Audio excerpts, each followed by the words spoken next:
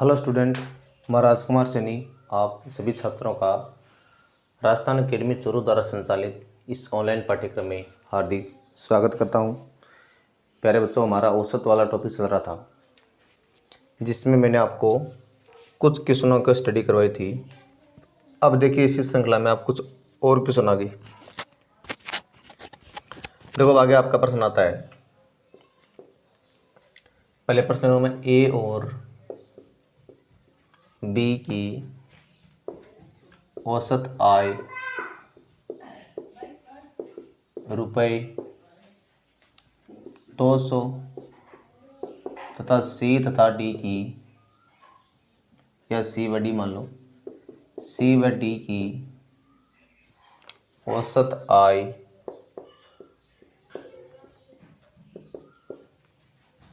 रुपये 250 है, तो ए बी सी डी की औसत आय ज्ञात करो।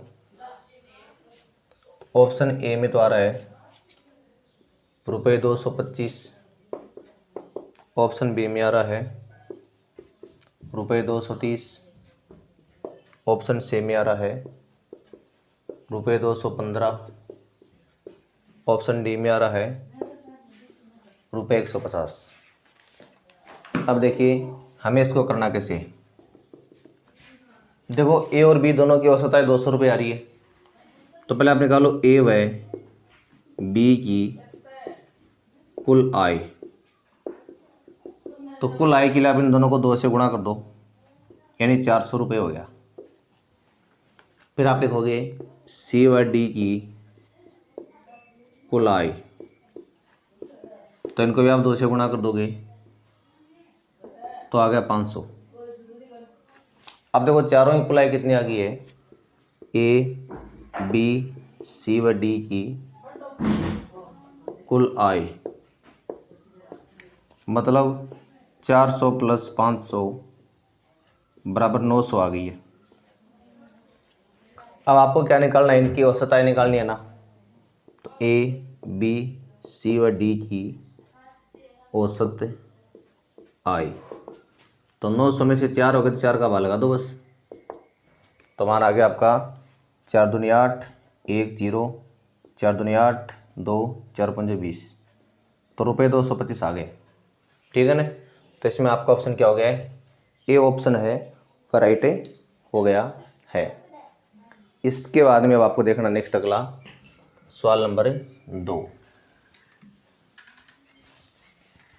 तो देखिए 2 नंबर क्वेश्चन में क्या रहा आगे नेक्स्ट क्वेश्चन नंबर देखो 2 में पहले बोर्ड पर लिख रहा हूँ, उसमें ये लिखा हुआ है,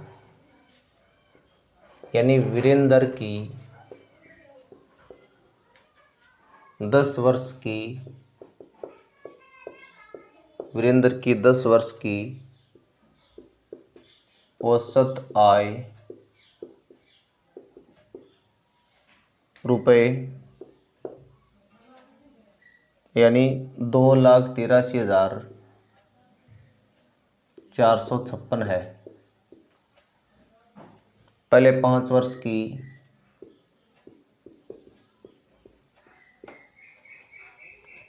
औसत आय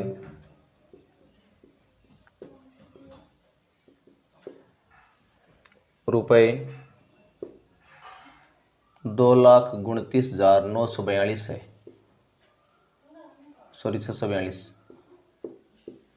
उसके बाद में तथा अंतिम 6 वर्ष की औसत आय रुपये 2,87,950 है। तो 5वें वर्ष की आय ज्ञात करो। 5वें वर्ष की आय ज्ञात करो। और ऑप्शन ए में तो आ रहा है रुपये 41,351, बी में आ रहा है ₹41,350। सी में आ रहा है ₹41,250 और डी में आ रहा है ₹41,035। अब देखो कैसे करना है इसको। तो आपको देखो यहाँ पर 5वें वर्ष की क्या पूछी है, आय पूछी है। तो सबसे पहले देखो 10 वर्ष की औसत आय तो मेरे पास क्या आ रही है, ये आ रही है। तो पहले आप लिख दो 10 वर्षों की कुल आय। तो 10 वर्षों की कुल आय का मतलब आपको 10 से गुणा करना किसको, 2,83,456 को। तो 2,83,456 और 11 जीरो। उसके बाद लिखा है कि पहले 5 वर्षों की औसत आय है इतनी और अंतिम 6 वर्ष की औसत आय आ रही है ये। तो लिखो प्रथम 5 वर्षों की कुल आय। तो 5 से गुणा कर देंगे इनको, यानी 5 गुणा आय कितनी है, 2 × 29 है ना, और 642।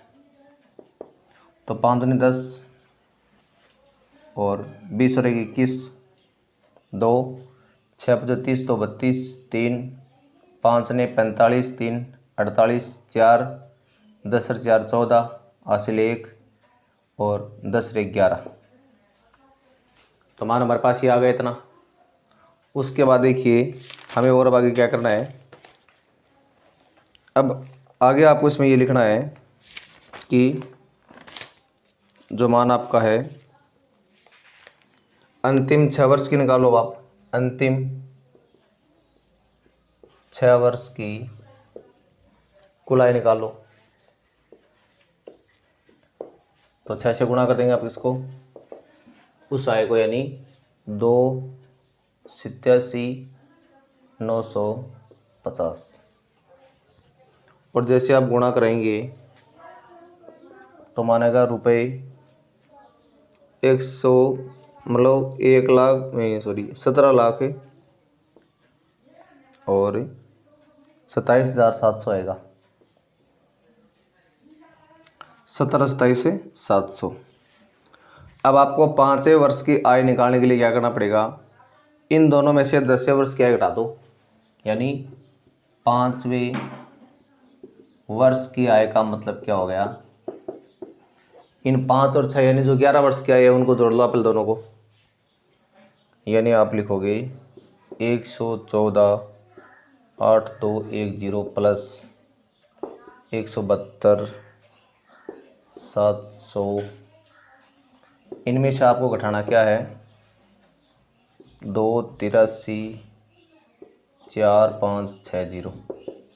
और जब इनको सरल करोगे ना घटा करके तो आपका मान आएगा 41,350 आ जाएगा। मतलब ऑप्शन आपका ये 20 में राइट हो जाएगा। ये था हमारे पास क्वेश्चन नंबर 2। अब देखो हम बात करें आगे सवाल नंबर 3 की। 3 नंबर देखो जो प्रश्न हमारे पास है वो मान लो ये आ रहा है, यानी इस बारे में लिखा है कि 4 लड़कियों की औसत ऊंचाई, 4 लड़कियों की औसत ऊंचाई 150 सेमी है। इनमें से 3 की औसत ऊंचाई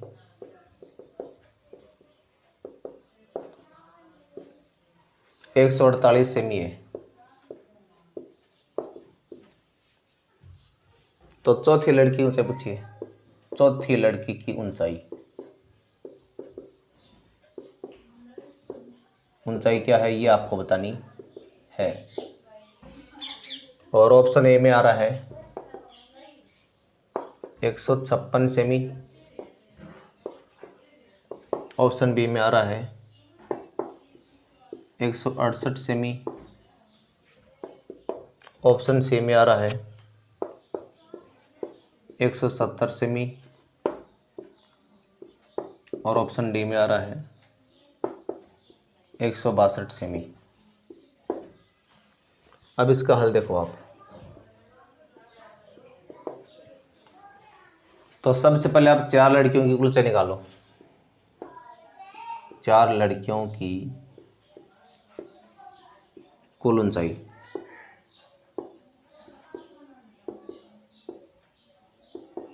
तो 4 को गुणा कर दिया किससे, 150 से कर दिया, 600 सेमी आ गई।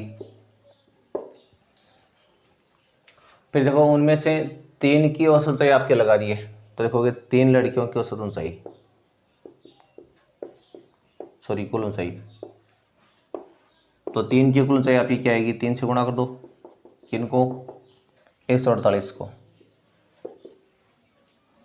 तो 3 8 24, 2 12 2 14, हासिल 1 3 1 4, 444 सेमी। अब देखो आपको चौथी लड़की की ऊंचाई निकालनी है।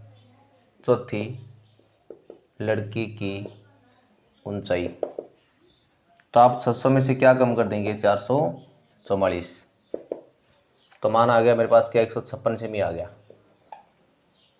तो ऑप्शन क्या होगा इसमें आपका, ये ऑप्शन राइट हो गया है।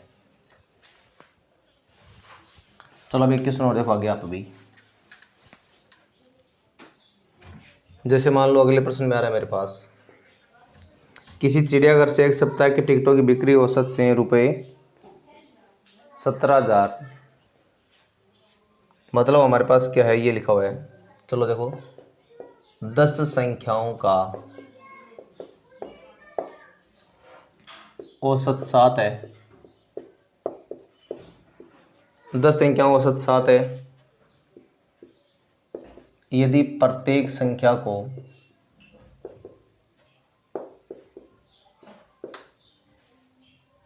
12 से गुणा कर दिया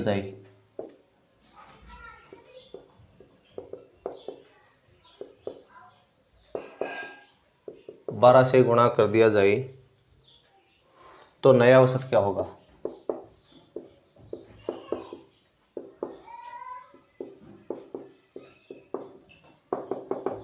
अब देखो और ऑप्शन इसमें क्या लिखा है, 80, बी में 84, सी में 74, डी में 70। अब देखिए इसको करने के लिए हम क्या करेंगे, सबसे पहले देखो हमारे पास क्या रहा है इसमें, इन 10 संख्याओं का औसत 7 आ रहा है ना, पहले आप निकाल लो 10 संख्याओं का योग,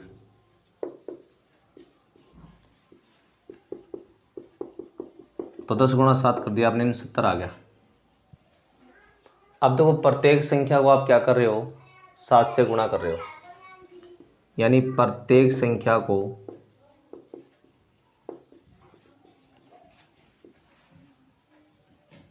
प्रत्येक संख्या को 7 से गुणा करने पर